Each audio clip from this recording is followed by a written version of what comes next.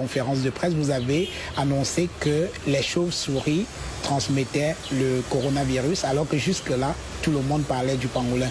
D'où êtes-vous sorti avec votre histoire de chauve-souris? Je crois que tous ceux qui parlaient de ça n'avaient lu aucun journal scientifique à comité de lecture. Parce que tout ce qui passe dans ces journaux internationaux, c'est ça qui est la vérité scientifique.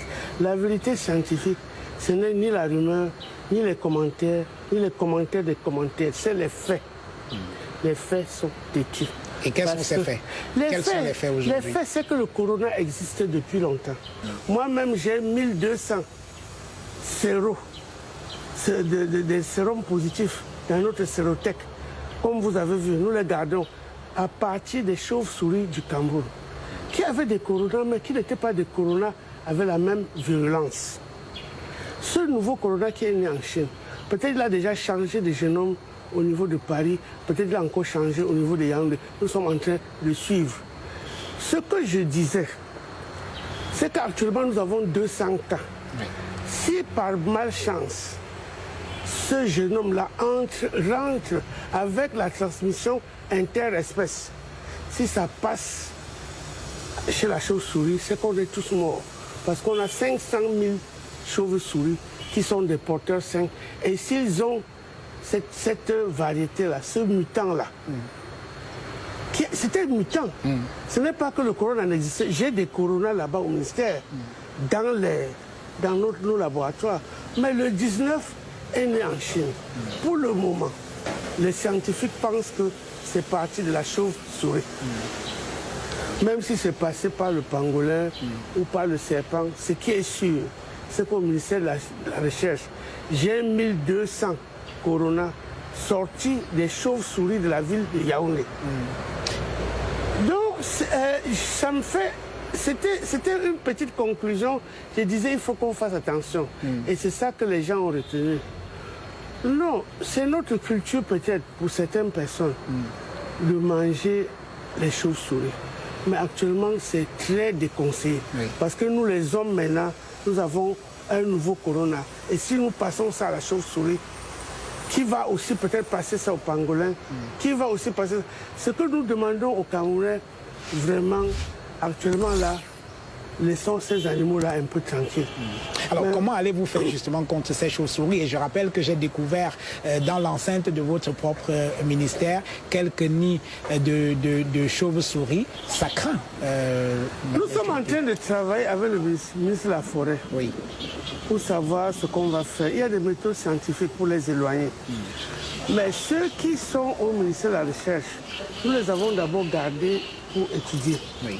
C'était d'abord pour étudier parce que vous avez vu que nous avons aussi les pièges. Tout à fait. Les pièges japonais. Nous pouvons par soirée attraper... Il y a des filets que vous avez dressés dans votre ministère pièges, pour les attraper les chauves-souris. On attrape à peu près 400 quand nous voulons faire... Quand on veut prélever, nous prélevons par exemple 400 sérums.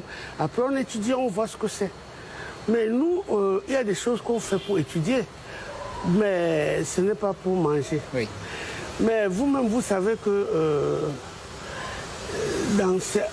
le bruit court que ce sont ces chauves-souris-là qui peut-être protégeraient la ville de Yaoundé. Mais sur le plan scientifique, on n'a pas démontré tout ça. Ce que nous savons, c'est que c'est un animal qui nous a apporté l'Ebola, qui nous a apporté l'ulcère de Brûlis, qui apporte la fièvre de Marburg, qui apporte toutes sortes de maladies. C'est pour ça que peut-être la Bible, parce que la Bible dit des choses des fois, la Bible demande de ne pas manger les chauves-souris. Nous avons tellement de choses que nous pouvons manger que je voudrais demander à mes compatriotes que si on peut laisser un peu tranquille la chauve-souris, le ministre de la Forêt et moi-même, on va essayer de voir avec les maires comment on va faire pour les éloigner pendant cette période critique. Parce qu'il est démontré, et je crois que l'IRD et tous les scientifiques du monde ont dit que la chauve-souris est porteur sain. Oui. Alors, est-ce que les colibets et les railleries dont vous avez fait l'objet pendant quelque temps à la suite de cette conférence de presse ne viennent pas, disons, un peu de l'anachronisme de vos propos? C'est-à-dire que tous les regards des Camerounais étaient tournés vers vous ministère de la Recherche pour savoir que fait la recherche camerounaise dans le sens de la lutte contre le coronavirus. Et vous nous parlez de chauves-souris. Peut-être que c'est ça qui est un peu... J'avais parlé de beaucoup... Qui a semblé anachronique. J'avais parlé de beaucoup d'autres choses. Mais très souvent, vous savez... Et c'est tout ce que les gens ont retenu. Vous savez que les Camerounais retiennent ce qu'ils veulent retenir. J'avais par exemple montré que notre laboratoire peut être un laboratoire de référence pour le dépistage.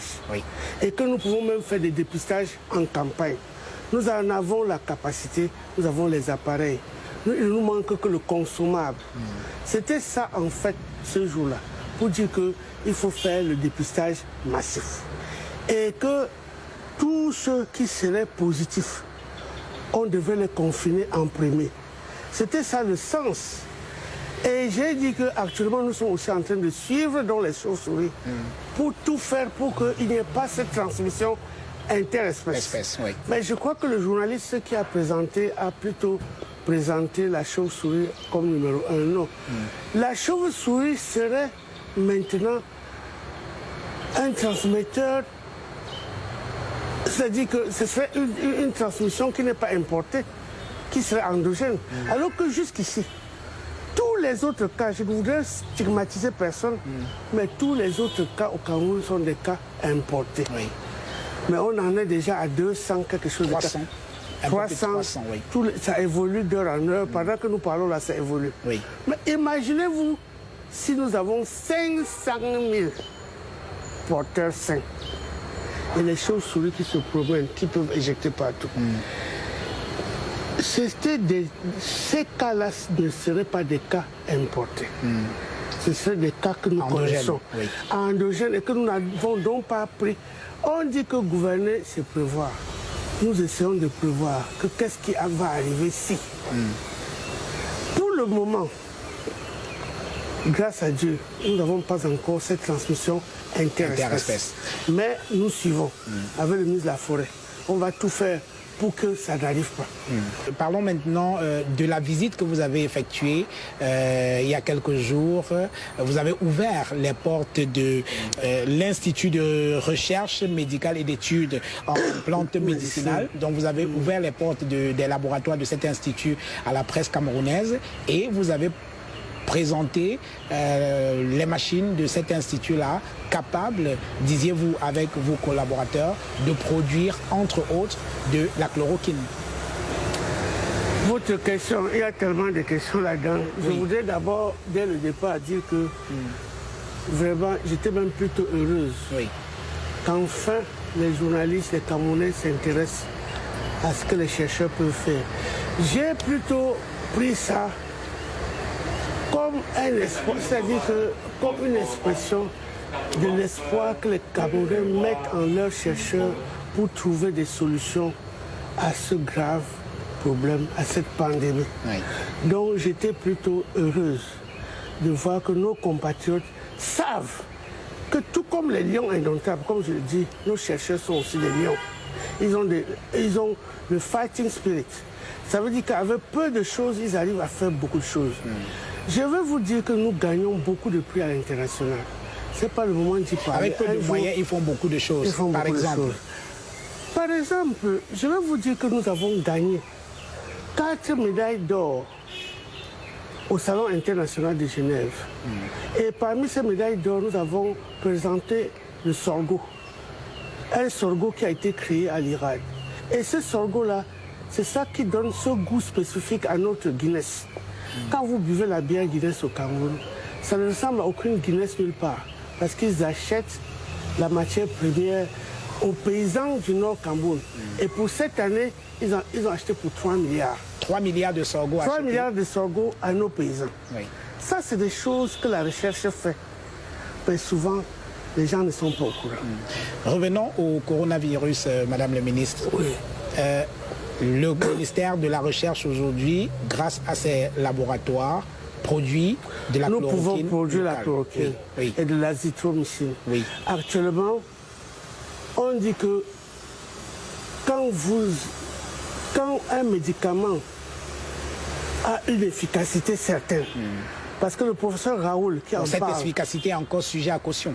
On est bien c'est à d'accord. caution, mais sur 100 patients, Oui. il a pu traiter 90. Le docteur Le Raoul. docteur Raoul, le professeur Raoul qui est à Marseille, Oui. s'il a pu traiter 90, est-ce que nous allons mourir, laisser mourir